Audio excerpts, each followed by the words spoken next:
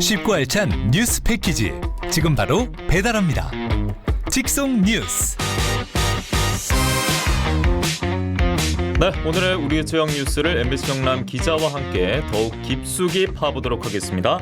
MBC 경남 이재경 기자와 오늘 함께하겠습니다. 안녕하십니까? 네, 반갑습니다. 네, 이재경 기자는 저희 MBC 경남 뉴스에서도 많은 분들 보셨을 거고 뉴스바다 시즌2 예고편에서도 등장을 해서 아마 익숙한 얼굴일 것 같은데 저희 MBC 경남 기자 중에서도 특히 지역 소멸에 관심이 많은 기자 중에 한 분으로 알고 있어서 저희가 오늘 모시게 됐습니다. 특히나 또 창원의 아들 아니겠습니까? 맞습니다. 예. 방금 창원의 아들이라고 소개를 해주셨는데요. 네. 제가 이곳 창원에서 이제 자고 이제 이렇게 학교도 여기서 다 나왔고요. 예. 그러다가 이제 서울에 잠깐 다녀는 왔지만 다시 이렇게 경남에 내려와서 이렇게 취재 기자로 지금 활동을 하고 있는 만큼 이 지역에 대해서는 누구보다 더 애착을 가지고 취재를 하고 있다. 이 말씀은 제가 자신 있게 드릴 수 있습니다. 네, 저는 개인적으로 창원의 왕자라고 생각을 하는데. 아유, 그런 말을 하면 제가 취재할 때 되게 힘들 수 있기 때문에 그런가요? 알겠습니다. 창원의 아들로 불러주시면 감사할 것 같습니다. 네. 자, 오늘 이재경 기자가 그럼 배달할 첫 번째 직송 뉴스부터 저희는 확인해 보겠습니다. 네, 지난 3월 김해 한 상가 화장실에서 일면식도 없는 중학생으로부터 한 초등학생이 불법 촬영 피해를 당했던 일이 발생했습니다. 예. 이 사건으로 이제 학교폭력대책심의위원회가 열릴 예정이었는데 문제는 그 이후였습니다. 이 학교폭력대책심의위원회를 열기 위해서 교육지원청이 이 피해 학생 부모에게 이제 참석 요청서를 보냈었는데요. 이 참석 요청서에 피해자의 이름과 학교까지 버젓이 이렇게 명시를 하게 되면서 2차 가해라는 지적이 일었습니다. 제가 이 사건을 직접 취재를 했기 때문에 첫 번째 직송 뉴스로 뽑아왔습니다. 네, 첫 뉴스 배달부터 참 갑갑해지는데 일단은 사건 개요부터 알아봐야겠습니다. 언제 어디서 어떻게 이루어진 일입니까? 네, 우선 본격적으로 이 사건에 대해서 말씀드리기 전에요. 피해자의 2차 피해를 막기 위해서 해당 사건이 발생한 정확한 시점과 그리고 장소는 저희가 밝히지 못한다는 점 미리 양해 부탁드리겠습니다. 네, 본격적으로 한번 사건 살펴보겠습니다. 네. 지난 3월 중순쯤이었습니다. 김해 한 초등학생 여학생이 학교 일과를 마치고 학원을 갔던 상황인데요. 이 학원 상가에 있던 화장실에 이제 볼일을 보러 들어가던 중이었는데 한 중학교 남학생이 이 화장실을 따라 들어와서는 이 문틈 사이로 휴대전화를 내밀었던 겁니다. 쉽게 말하면 불법 촬영을 했던 건데요. 학원 선생님의 신고로 이제 피해 학생의 부모도 이 사실을 알게 됐던 사건입니다. 지금 이 짚어주고 있는 사건 자체가 물론 어른들끼리도 있으면 안 됩니다만 어른들이 아니라 아이가 피해자지 않습니까? 그래서 굉장히 피해 학생 놀랐을 것 같고 그 이후에도 누구를 만나도 어디를 가더라도 심리적으로 굉장히 좀 불안한 상태일 것 같아서 너무 걱정이 되거든요. 사실이 이제 피해 학생이 초등학교 저학년 학생이었기 때문에 너무나도 놀랐고 당황스러울 수밖에 없을 것 같은데요. 저희가 이 가해 피해 학생을 이제 직접 만나게 된다는 건 2차 가해가 또 발생할 수 있는 문제이기 때문에 저희가 대신 이제 피해 학생의 부모를 좀 만나봤습니다. 이 피해 학생의 부모가 저희 취재진에게 전한 이 심정이 있는데요. 먼저 들어보시겠습니다. 첫날에는 많이 울었고요. 그리고 조사받으러 가기 전날부터는 조금 힘들었어요. 뭔가 조사를 받아야 된다는 사실 피해자가 보호를 받아야 되는데 초등학교 3학년이 진술한다는 자체가 사실 가혹행위거든요. 저희 어른들 입장에서는. 그래서 그걸 안 하면 벌을 받지 않는다니 안 할 수도 없고 할 수도 없고 해서 많이 힘들었죠. 부모님의 말씀이 이런데 그 피해를 당한 학생의 마음은 정말 상상하기도 어렵고요. 앞서 이제 이재경 기자가 가해 중학생 그리고 피해 초등학생 일면식도 없던 사이라고 하지 않았습니까? 그러니까 맞습니다. 아예 모르는 사이였다는 거죠. 네, 맞습니다. 이제 둘은 전혀 모르는 사이였고요. 이름도 학년도 그리고 어디 사는지도 당연히 모르는 상황이었습니다. 그렇기 때문에 이후 이제 교육 당국의 대처가 더 논란이 되고 있는 겁니다. 그럼 지금부터 이제 교육 당국의 대처 그 문제점을 파보도록 하겠는데 경과를 짚어주셔야겠습니다. 어떻게 이루어진 겁니까? 이 사건과 관련해서 이제 지난달 말 이 학교폭력대책심의위원회가 열릴 예정이었습니다. 이제 줄여서 좀 학폭이라고 제가 좀 줄여서 말씀을 드리겠는데요. 이 학폭위는 이제 해당 교육지원청에서 지금 열도록 돼 있습니다. 그렇다 보니까 교육지원청에서 이 가해자 측과 피해자 측에 이제 이 학폭위 참석 요청서를 보냈었는데요.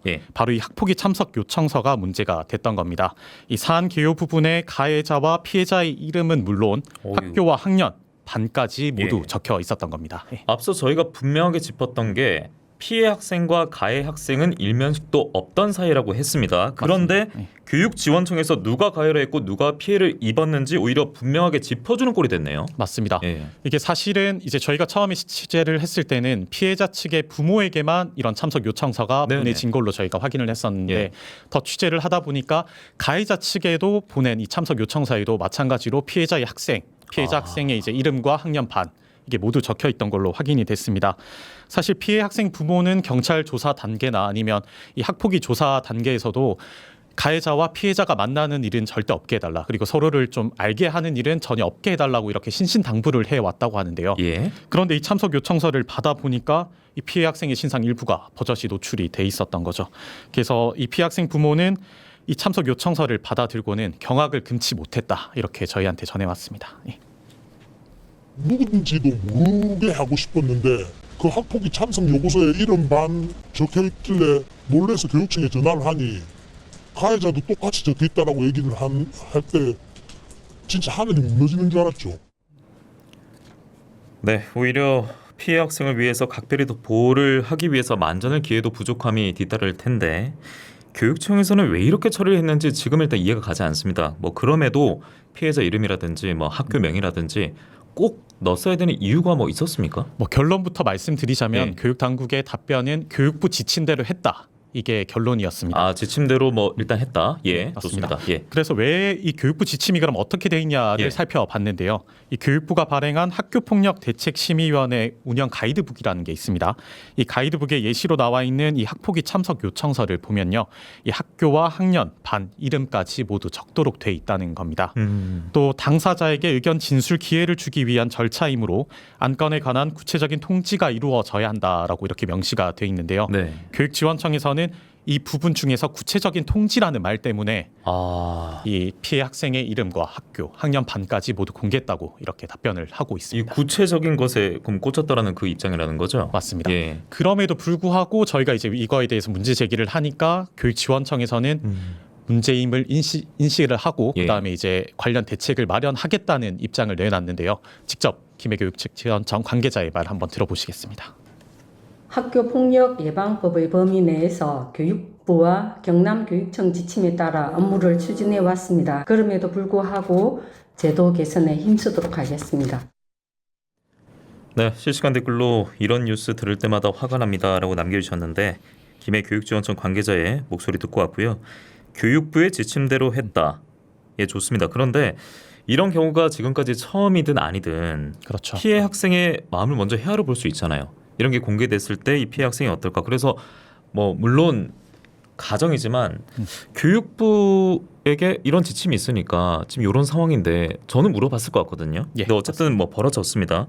그러면 교육부 지침이 기본적으로 좀 문제가 있는 거 아닌가 이런 생각도 들거든요. 맞습니다.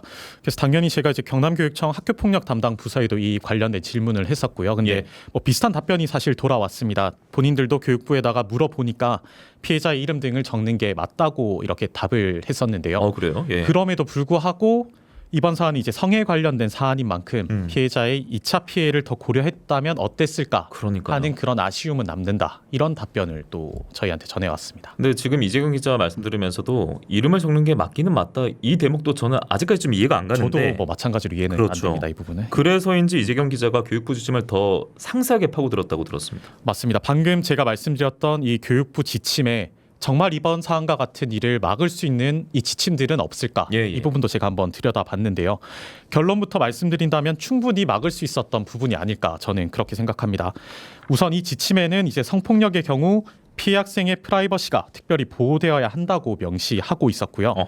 또 경남교육청이 직접 이제 자신들의 홈페이지 이 누리집에 올려둔 경남 학교폭력 사안 처리 가이드북에도 이 학폭위 참석 요청서 양식이 있었는데요.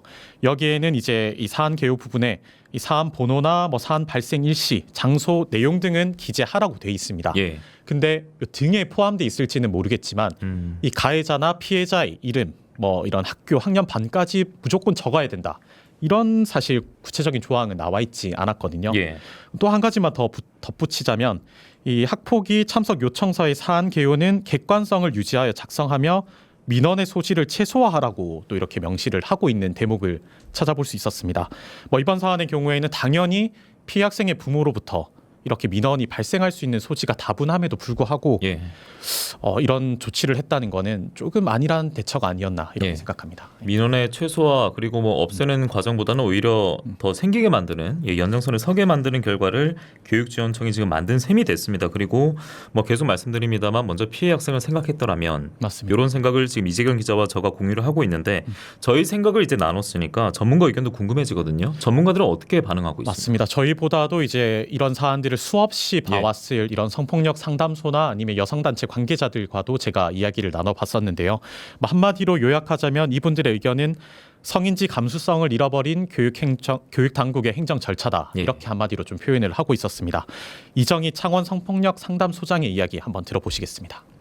피해자의 보호 조치에 따라서 피해자에 대한 정보를 최대한으로 막았어야 된다고 저는 보고 있거든요. 이거를 같이 가해자와 공유를 했다는 거는 피해자에 대한 2차 가해가 행해졌다고 저는 보고 있습니다. 네, 어찌됐든 교육지원청의 2차 가해가 돼버렸다 이런 식으로 저는 해석을 했습니다. 자, 이재경 기자, 이런 일 재발이 되면 안 되지 않겠습니까? 방지를 위한 대책 좀 어떤 게 있다고 보십니까? 뭐 사실 이번 사안 같은 경우에는 기존에 이런 저희가 알고 있는 학폭과는 조금 다른 부분이 있거든요. 가해자와 피해자가 서로에 대한 정보를 알지 못한다는 점, 뭐 즉 이제 학교가 사실 이 가해자와 피해자가 서로의 학교가 달랐던 부분이잖아요. 그렇죠. 그리고 이런 성사안의 경우에는 특히 이제 피해자에 대한 신상 정보가 더 보호되어야 되는 게 맞지 않나라는 이런 생각이 들었습니다. 그래서 사실 전문가들이 이제 좀 꼽는 대책으로는 경찰 수사에서도 이런 민감한 성사안의 경우에는 이제 피해자의 이름을 가명으로 이렇게 해서 수사를 진행하는 경우가 있거든요. 예. 그래서 이런 사안 같은 경우에는 학폭위가 열릴 때도 이 피해자 이름을 가명으로 좀 한다든지, 그러니까 뭐 정리해서 말씀드리자면 피해자 보호가 좀 우선되는 이 그럼요. 학폭위가 좀 열려야 되지 않을까 예. 이렇게 좀 손꼽았습니다. 아니 뭐 이 정도 상황이 나오고 그리고 뭐 이재경 기자뿐만 아니라 전문가들 의견도 이렇게 나오고 있는데 그러면 교육당국이 대책 마련에 지금 바로 착수를 해야 되는 거 아니겠습니까? 그렇습니다. 근데 예. 사실 이 교육 당국의 답변이 사실 저는 조금 더 뭐 한편으로는 이해가 되면서도 한편으로는 또 전혀 이해가 되지 않는 부분들이 있었는데요. 교육부 그러니까 상위 이 부서의 지침 자체가 이렇기 때문에 일선에서 우리가 바꿀 수 있는 부분은 조금 미약하다라고 다 한 입을 모아서 이렇게 이야기를 했었습니다. 뭐 제 생각에는 경남교육청이 됐든 교육부가 됐든 이제 문제가 뭔지 인지를 했다면 하루빨리 좀 대책을 마련해야 되는 게 아닌가라는 생각이 들고요. 예. 그 대책이 마련될 때까지 그리고 또 올바른 대책이 마련됐는지 그 부분까지 저희가 끝까지 취재해서 또 전해드리도록 하겠습니다. 네, 또 이재경 기자가 또 출입처 해당되지 않습니까? 맞습니다. 예, 앞으로 좀 지속적으로 파주시기 바랍니다. 예. 자, 그럼 이재경 기자가 가져온 오늘의 두 번째 직속 뉴스 이어가도록 하죠. 네, 이번에는 의령군 소식을 좀 준비했는데요. 얼마 전 이제 의령군과 부산시가 예. 이 관련 협약을 하나 맺었습니다. 낙동강 치수원 다변화 상생 협약이라는 건데요. 체결한 지 2주 만에 의령군이 돌연 협약을 취소하겠다고 부산시에 공문서를 보냈습니다. 어떻게 된 일인지 짚어보겠습니다. 예, 일단은 뭐 협약부터 설명을 해주셔야겠습니다. 두 지자체 간에. 맞습니다. 이 협약은 이제 지난달 12일 의령군청에서 직접 이뤄졌고요. 예. 의령군과 부산시가 이제 치수원 다변화 사업과 관련해서 상생발전 협약서를 체결한 건데요. 의령군 낙동강 강변 여가수를 치수해서 하루 22만 톤을 부산시에 공급하고 부산시는 이 대가로 200억 원 규모로 이 지역 농산물을 구매해서 지원한다는 내용입니다. 뭐 당시 이제 부산시장까지 직접 의령군청을 방문해서 협약을 체결할 정도로 관심도가 높았던 이런 협약이 아니었나 생각합니다. 지자체 간의 협약인데 이게 생명력이 2주 정도밖에 되지 않았고 맞습니다. 근데 네. 협약을 맺으면 그 전에 논의 과정도 있을 것이고 수기 과정도 있을 것이고 기간이 있었을 텐데 그럼에도 의령군이 왜 갑자기 협약 취소를 통보한 겁니까? 뭐 모든 분들이 사실 이 정도 내용까지만 들었을 때는 예. 이게 무슨 일인가 그러니까요. 납득이 되지 않을 것 같은데요. 뭐 가장 큰 이유는 바로 주민들의 반발이었습니다. 치수 지역 주민들 그러니까 의령 군민들의 거센 반발에 부딪힌 건데요. 예. 이 협약 체결 과정이 투명하지 않고 그리고 이 협약을 체결하기 전에 이 주민들과의 뭐 의견 수렴 과정도 전혀 없었다는 겁니다. 이 낙동강 유역 치수로 이제 지하수 수위가 낮아지면 자연스럽게 농업 용수가 부족하게 될 거란 우려가 나올 수밖에 없거든요. 이 농민들은 농업 용수가 부족하게 되면 당장 생계에 영향을 미치는 만큼 이제 의령군 그러니까 지자체가 이 문제를 독단으로 처리할 수 있는 문제는 아니다. 이렇게 반발을 했습니다. 예. 저희 취재진이 만난 의령군 주민들의 입장 들어봤습니다. 네. 우리는 좀 황당하고 뭐 지금 심정 같으면 당장이라도 군수실에 진짜 달려가서 진짜 어필하고 싶습니다. 군수님이 이거 체결했다고 알고 있는데 이거는 천부당 만부당 일이거든요. 저희들은 끝까지 이 상황을 백지화시키기 위해서 전력을 다할 겁니다. 네, 앞서 이재경 기자 그 말씀 중에 그 협약이 이렇게 좀 취소된 것에 대해서 제가 했던 게 아니, 보통 이제 주민들의 반발이 그 전에 있고 협약을 하든 안 하든 이루어지는 건데 당연한 수준인 거죠 사실. 그런데 두 분의 인터뷰도 뭐 그런 내용이 더욱더 입증이 된 것 같고 국민의 생계와도 직결될 수 있는 문제인데 맞습니다. 의령 군민과의 소통을 의령군이 가지지 않았다. 이게 사실입니까? 네, 그렇습니다. 뭐 방금 이제 주민들 예. 인터뷰도 보셨겠지만 그거는 뭐 기정사실화된 문제인 것 같고요. 예. 뭐 그것도 문제인데 의령군이 이제 이번 협약을 체결하면서 의령군 의회에도 이제 관련 내용을 전혀 알리지 않은 걸로 확인이 됐습니다. 그래서 당연히 이제 저희가 이제 의령군에다가 문제 제기를 했죠. 왜 주민 동의를 구하지 않았냐라고 여쭤봤더니 다소 답변이 좀 황당한 답변이 돌아왔는데 제가 직접 전하는 것보다는 의령군 관계자의 말 한번 직접 같이 들어보시겠습니다. 빠진 거는 뭐 다른 이유가 있는 거예요? 아니 그런 이유는 없습니다. 저희들이 왜냐하면 저희들은 항상 그 주민 서명할 때도 항상 저희들이 하는 말이 주민 동의가 우선이라는 걸 항상 먼저 걸고 나가기 때문에. 알겠습니다. 마지막 알겠습니다. 네. 네, 저희가 계속해서 이제 인터뷰 듣고 있는데 방금은 이제 의령군 관계자 인터뷰를 저희가 듣고 왔습니다. 아무래도 이제 이 일들 때문에 협약이 깨졌고 그리고 이제 부산시에 결국에 이제 의령군이 보내면서 2주 만에 이런 결말을 맺게 됐는데 행정에 대한 불신은 의령군은 당연하겠고요. 부산시까지 좀 마찬가지일 것 같습니다. 맞습니다. 이게 의령군과 부산시가 이제 상생 협약을 맺은 지 말씀하신 것처럼 2주 만에 이를 번복하는 사태가 벌어진 거잖아요. 예. 그러면서 이제 스스로 행정 신뢰도를 좀 추락시켰다는 비판들이 쏟아지고 있고요. 또 주민들의 의견을 반영하지 않은 이 불통과 불신 행정이라는 비판과 함께 지역 사회의 혼란만 가중시키고 있다. 이런 지적들도 함께 좀 쏟아지고 있습니다. 예. 당연히 이제 부산시 입장도 들어볼 수밖에 없는데요. 예. 제가 부산 MBC가 이제 이 문제를 보도한 내용을 좀 차용해서 말씀드리자면 짧게 부탁드리겠습니다. 예. 이 같은 상황을 예상하지 못했고 해결 방안을 찾고 있다는 이 해명만 내놓았지 그렇군요. 공식적인 입장은 내놓지 않고 있는 상황입니다. 이재경 기자와 함께했고요. 또 다음 시간 뵙겠습니다. 고맙습니다. 네, 감사합니다.